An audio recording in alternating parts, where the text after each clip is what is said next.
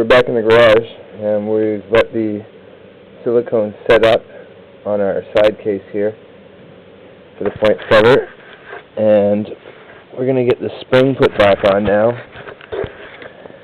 Now, some of these springs are different.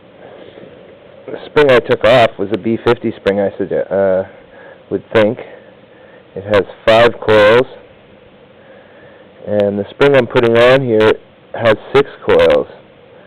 So I would assume that this, since it's a lower gauge, is an earlier spring, perhaps a B40 spring. Now, you might have to use a pair of vice grips, but if we put this on there, we should be able to hold this in place enough that it won't come off our back stud. Now, this stud has a hex head on it, and it's part of the stud system and screw system that holds on this inner case here. So always remember to take this off. This is something that some people get hung up on and don't realize that it's not a boss or a stud that's press fit into this case.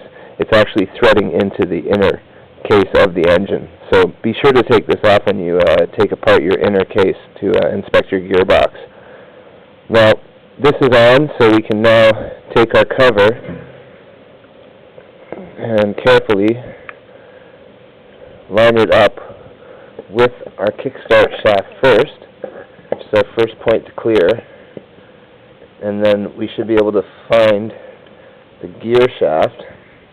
Should line up, and this case should go on very easily with just your hand.